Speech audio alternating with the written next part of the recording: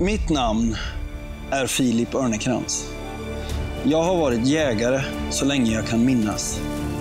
Allt började vid trädgårdsbordet med min morfar som berättade historier om jakter från förr. Med åren har min passion utvecklats ytterligare till att gå allt mer mot äventyret och utmaningen. Så därför ska jag den här hösten ta med dig på 6 av mina drömäventyr. Några har jag gjort tidigare men utvecklat ytterligare. Andra är helt nya för mig. Så om du gillar ett riktigt bra äventyr, då tror jag den här serien kommer passa dig perfekt. Så häng på så ska jag ta med dig på någonting helt utöver det vanliga.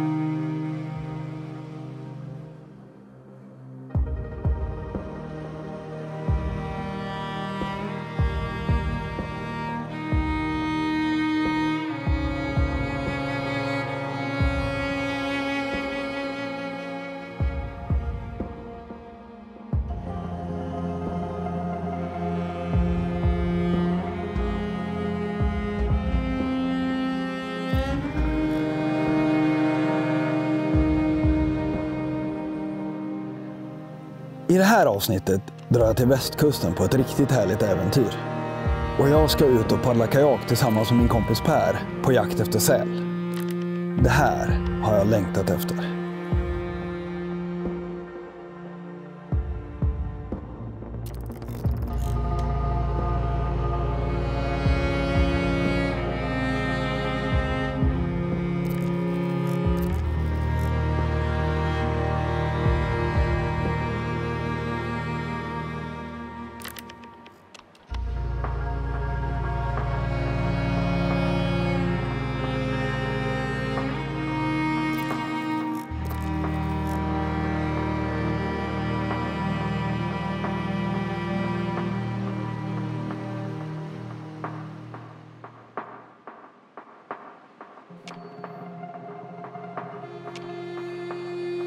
Skärgården är verkligen en lisa för själen.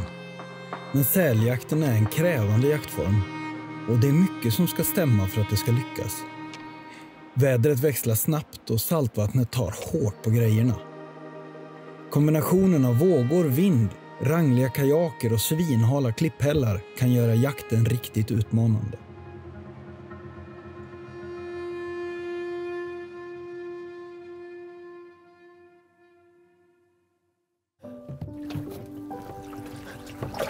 Det var ju så mycket vatten i den här. Ja, får vända den om.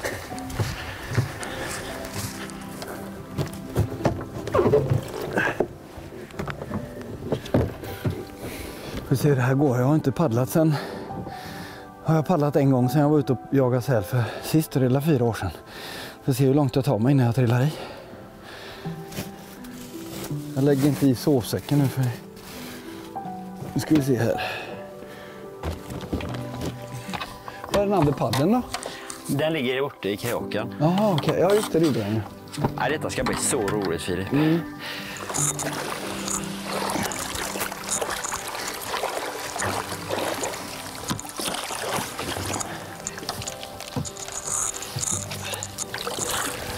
Ja, då var det dags, Per. Då var det dags. Åh, gött. Det är lite som att cykla, tror jag. Det här, ja. Ja, har man lärt sig det en gång så funkar det liksom.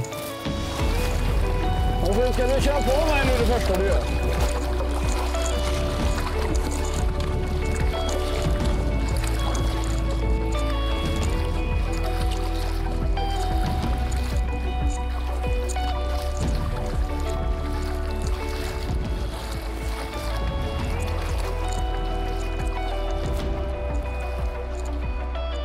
En sak som ofta slår mig när jag är ute är känslan av litenhet.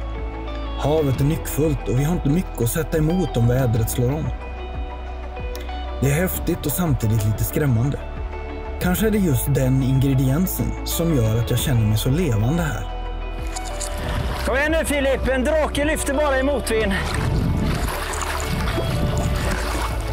Ja, det är, vi ska tälta här i alla fall. Ja, det blir här. Ja, det blir. Här blir det. Och så lite i läa från min. Och så har vi jakt på den sidan där. Så vi sticker upp och kollar det direkt nu när vi kommer där. Ja, jag tar upp kajakerna här och så fixar jag. Så kan du gå upp och kika. Ta med dig bössan och gå upp och kolla. Om du ser någon säl där. Men det är okej att skjuta vilken som helst, eller? Det är okej att skjuta där. Perfekt. Så tar jag upp grejerna. Då skjuter jag upp och kollar och så tar vi det därifrån helt enkelt. Kanon. Vad som händer.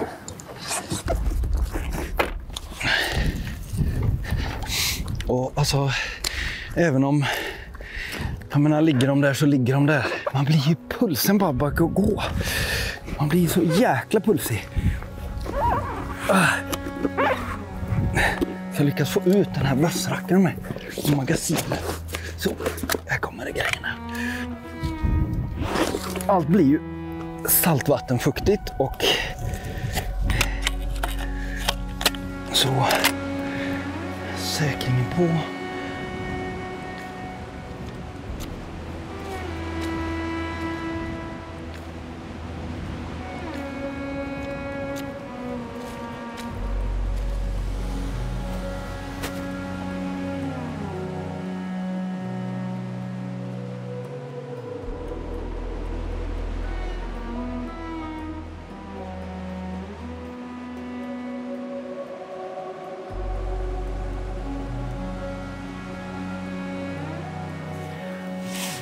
Det här blir en helt grym plats. Ja, det blir bra. Ja, slätt och fint. Här kommer man sova som en kung. Fårskit, men det får det vara. Ja, det hör till. Nu ska vi se här om vi får öppningen åt ditt håll. Där ska den väl vara så, tror jag. Ja, just det. Så. Ja, det var en riktigt skön paddling över. Det var lite vågor. Ja, det var lite vågor idag. Ja, men det var mer än jag tänkte.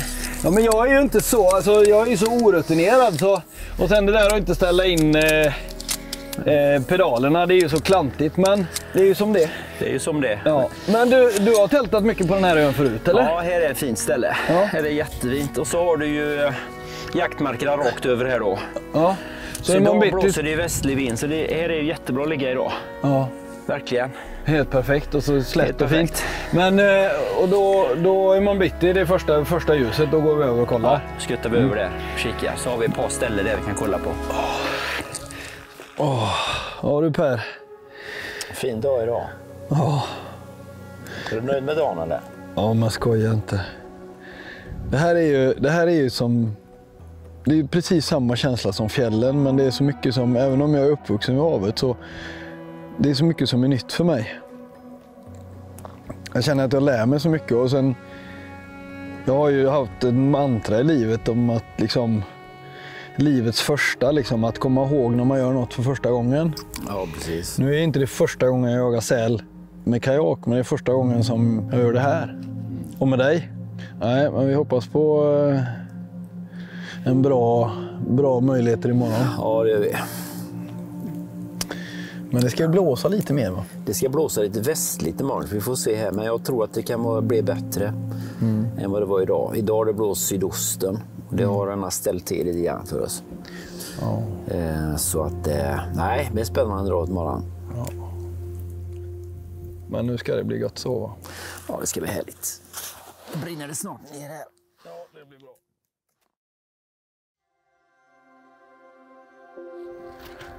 Ja, vilken god morgon. Ja, underbar dag idag. Ja. Vi har käkat en god frukost. Håller på att plocka ihop campet.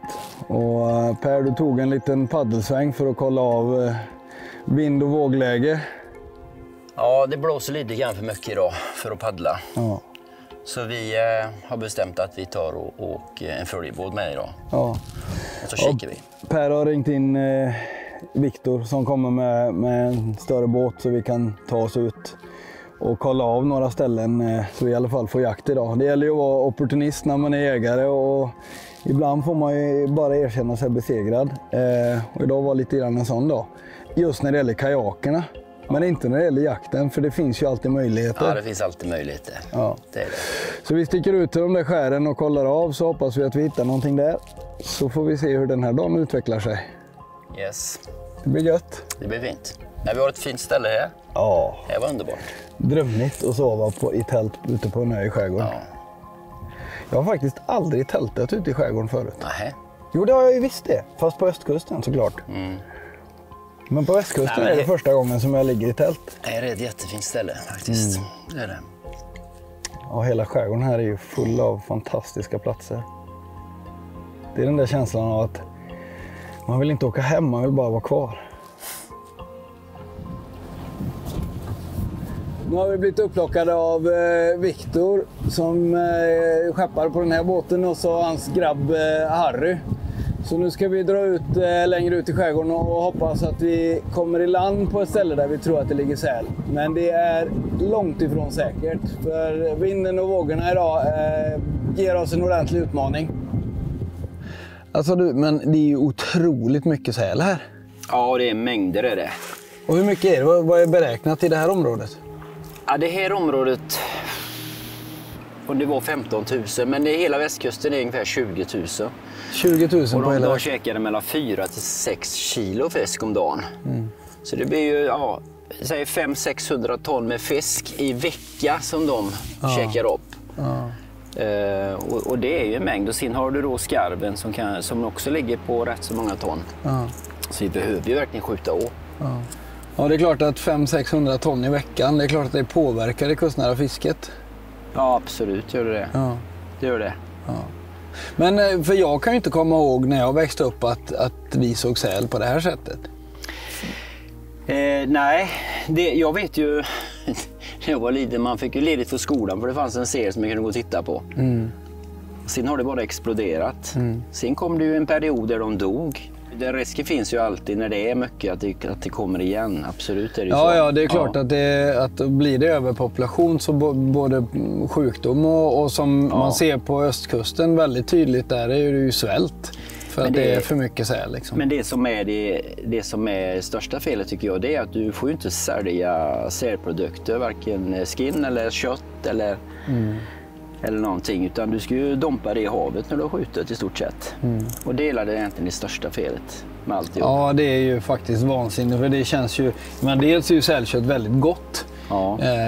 Jag har ju haft förmånen att käka det förut och det är ju otroligt gott. Och sen är det klart att det ska tekintestas och sådär. Ja, absolut.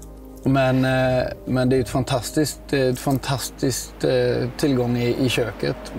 Och sen skinnen, det är klart att man vill kunna ta rätt på att ta hand om. Vi får ju ta rätt på skinnen, men man får inte sälja dem. Men du får ju inte tillverka exempelvis ett par vantar och sen sälja dem då. Och det är det som jag tycker är fel då med det hela. Ja, det är ju väldigt bakvänt, för det är ju ändå en resurs som vi på något sätt då måste kassera för att det är... Så det hoppas vi på förändring. Ja. Nej, och det är klart att det är viktigt att få med. Men har sälarna mer sjukdomar som de bär på? De har ju den här sälmasken som inte är rolig alltså. Och den mesta fisken blir ju drabbad åt det här också. Får ju mycket mask. Så, det är en parasit som... men dör sälarna av den? Eller? Nej, det gör de inte. Den lever med. Och fisken med? Och den eller? försvinner liksom i avföringen och sen så åker det ner i näringskedja och så sen får vi dela åt allihop om vi har otur. Ja, man kan få i sig det och en kallsup. Ja. Så det är ju bra alltså att få ner beståndet till en lagom nivå. Så är det. Ja, det är klart att det är så. Sen är det klart man vill ha kvar sälar, absolut. Men det handlar ju inte om att skjuta bort hela beståndet, men det är ju en del av... Men de minskar ner. Ja, men det är ju en del av vårt uppdrag på något sätt som gäller det vi tar på oss som jägare, är ju faktiskt att hålla bestånden i balans oavsett om det gäller säl eller så är det. Älg eller rådjur. Ja, vi har verkligen fått sett mycket alltså. Det är ju fantastiskt fina djur. Men och det var ju roligt för jag såg en gråsäl. Och de brukar inte vara här, eller? Nej, det har inte jag heller sett faktiskt. Det har jag inte gjort. Nej, det var väldigt tydligt. Den låg ju mitt i en grupp med knubbsäl och den såg ut som en elefant i jämförelse. Ja, den är så mycket större. Ja. Det stämmer. Men det är ju också en sån där, om gråsälen börjar sprida sig här, vad det innebär. Absolut. Vi har ju näst största problemet som jag säger, det är ju skarven. Den måste ju skjutas ner. Ja. Totalt Och alltså. den är ju invasiv, den ska ju inte ens vara här. Nej, den ska bara bort. Nej, det finns mycket med det här som man kan fundera över. Både hur naturen utvecklar sig och hur vi som människor hanterar de här bestånden och hur vi ska jaga på bästa sätt för att hålla rätt på det. Skjuta rätt individer och se till att de individerna som finns har det bra.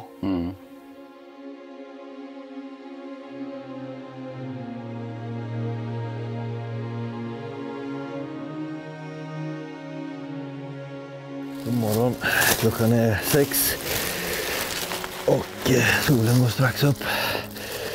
Vi ska kuta på det här berget här bakom och kolla ut över havet på andra sidan. Lite rädd att det kommer blåsa så mycket, men vi ska i alla fall upp och kolla. Får vi se om det ligger en säl där ute. Så tar vi och kutar upp då. Det här blir lite spännande.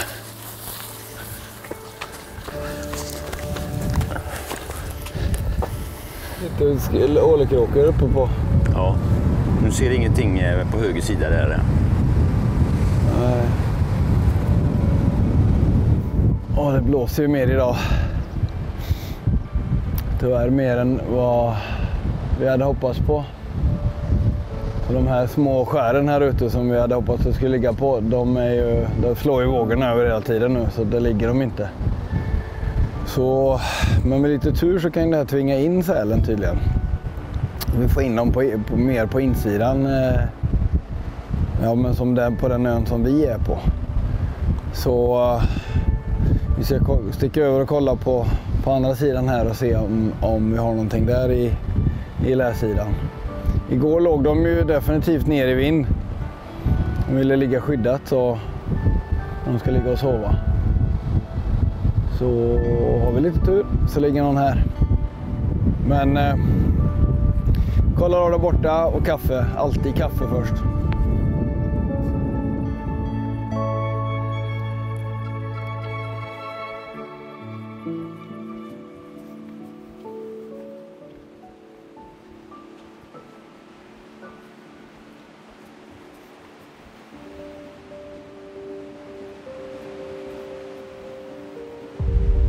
Efter en bra stunds paddlande hittar vi äntligen några sälar.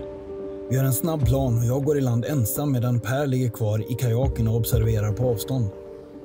Ön är så liten, så ligger sälarna kvar blir det väldigt nära.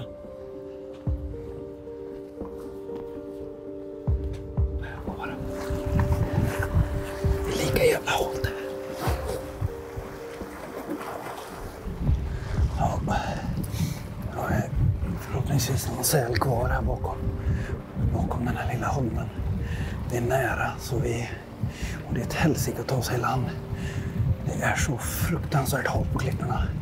Vi ska försöka ta oss fram någon meter till utan att slå ihjäl oss.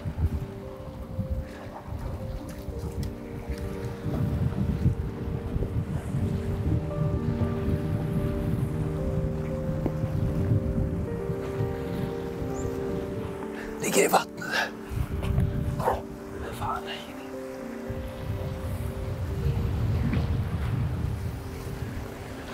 Ja, det var tydligen Per hade sett sälar som låg precis utanför på andra sidan ön när han paddlade runt. Men så vi hade lite förhoppning om att de skulle vara uppe här, men de har inte kommit. Se om det dyker upp något mer.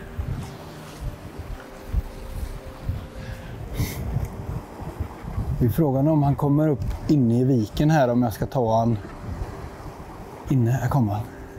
Han kom in. Han kom in.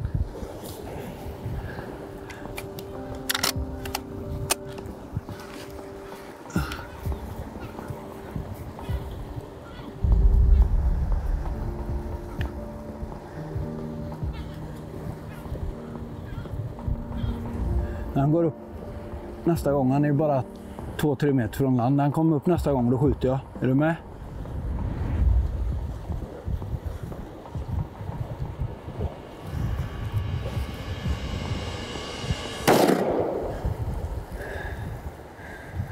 Han ligger där.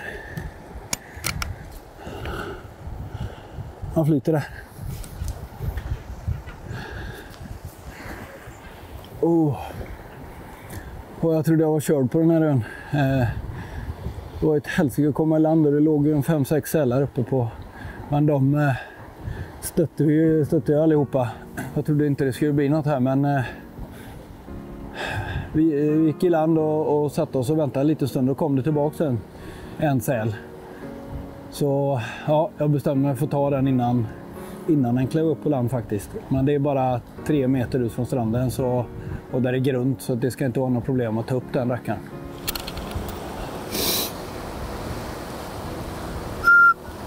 Gött!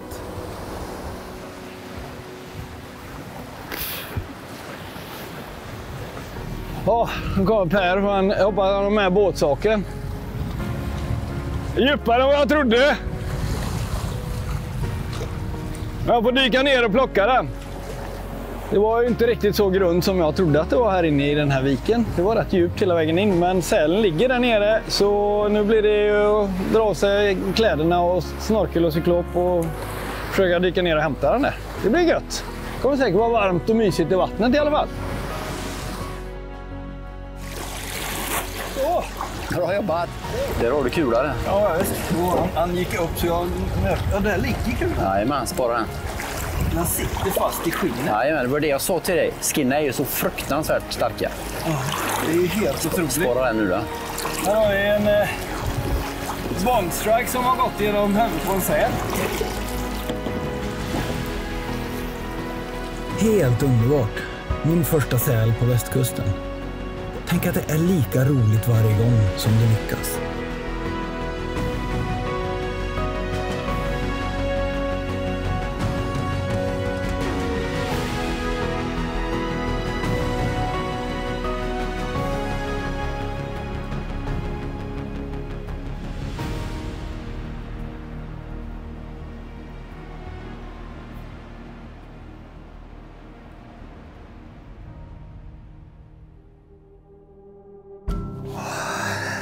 Dags för ännu en dag i den här härliga miljön. En fantastisk morgon. Och jag har varit lite kylslaget i natt så jag är lite frusen fortfarande. Men får man bara komma igång och paddla så får man nå upp värmen igen. Och nu är man lite ivrig att komma iväg. Det är sälar som väntar på oss där ute. Nu har vi en halvtimme ut ungefär dit sälarna är. Om jag lyckas paddla rakt vill säga. I min takt kanske det tar en timme. Vi får se hur det går.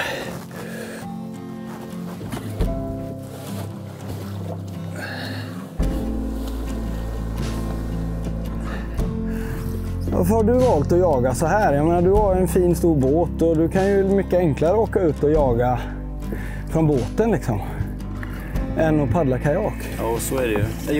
Jag paddlade ju ett par år innan jag började jaga.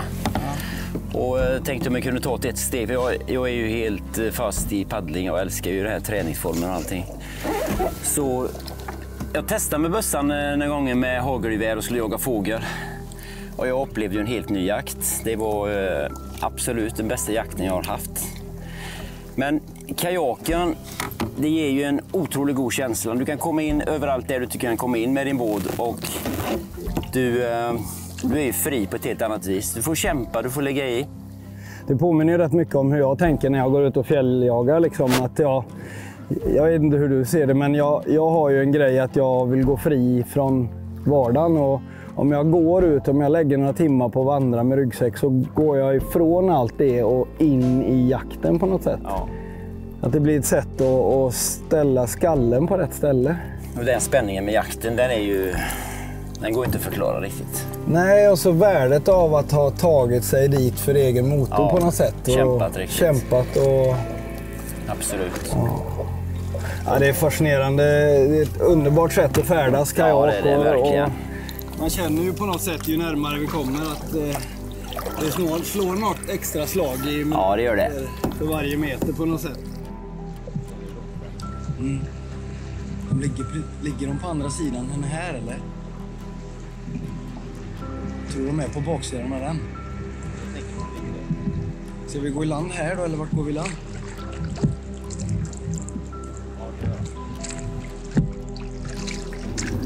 Ja, nu har vi äntligen hittat lite säl på ett ställe där vi har möjlighet att skjuta. Det är inte helt självklart när man är här ute bland Kronholmarna att sälarna ligger på de öarna som man vill såklart. Det finns ju många öar där vi inte får jaga, eller skyddsjaga, och här ute på den här Kronholmen så har vi skottläget till nästa holme då. Och där ligger det ett par sälar så vi ska ta oss i land här och prova och komma åt dem helt enkelt. Det är gött, vi har kämpat och paddlat rätt länge nu och äntligen hittar vi så att vi har ett läge. Vi har sett massor av säl, men allt på fel ö så att säga. Tills nu. Nu jäklar håller vi tummarna att det här går vägen. Eller att råda fram alla grejer som är väl undanpackade. Och att sälarna väljer att ligga kvar medan vi gör det.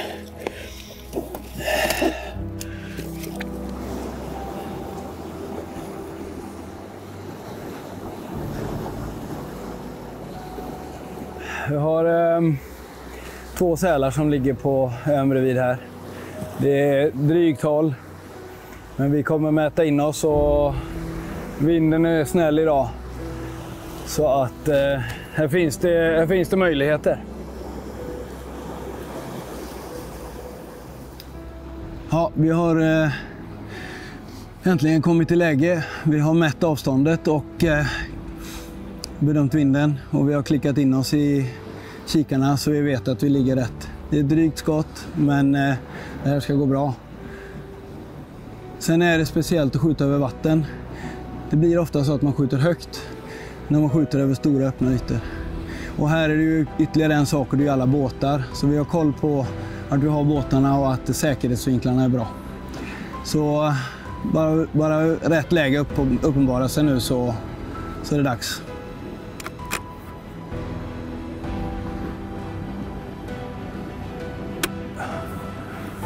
Okej.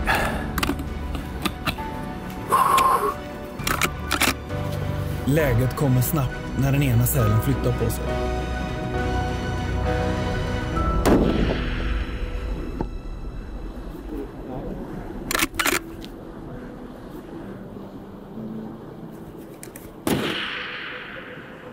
Där låg den.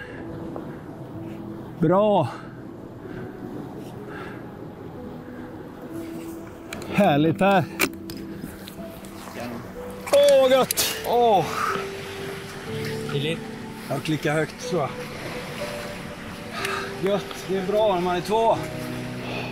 Nej, den rullar i sjön. Förbannat. Åh, sälen åkte ner i vattnet. Ja, nu får vi hoppas att det går att dyka sig dit då. Det är inte för djupt där. Men förbaskat. Jag låg ju och tittade på hela första skottet. Ja.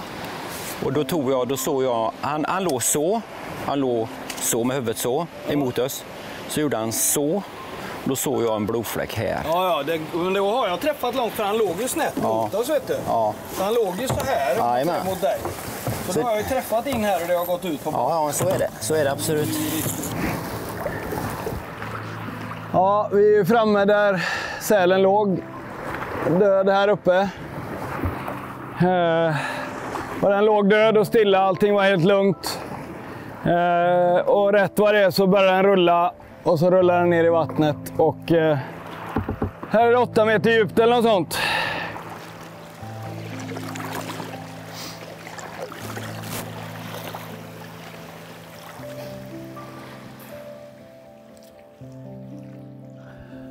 Har du Per, den där sälen fick vi inte tag på. Nej, den rullar ju i där och det var ju väldigt djupt i det området.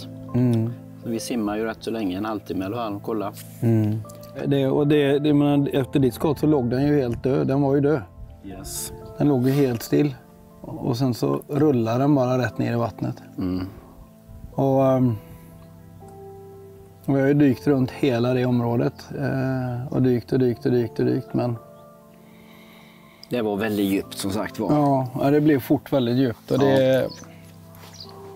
Jag trodde faktiskt att vi skulle ha den där. Det var ju som en skreva ner några meter ner och jag tänkte att där kommer den ligga. Ja. Men sen är det ju svårt, försvinner de in i tången. Sen är det mycket ström också. Mm.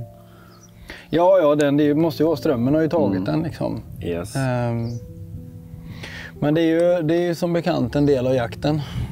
Ibland tycker man att man har alla förutsättningar på sin sida och det blir ändå inte helt 100. Ja, det är ju lurigt när man är ute så här. Det är ju något som inte riktigt en annan tänker på. Att man är i ett område där ön till höger är lov att jaga på, ön till vänster får man inte jaga på. Det är bara 200 meter emellan. Och... Ja, men så är det. Natura 2000 och det är mycket att hålla ordning på här. Nej, så det har ju verkligen inte varit självklart. Men sen hade vi ju en väldigt, väldigt lyckad jakt också. Den var ju... Den var riktigt bra den. Ja, den var ju fantastiskt då det.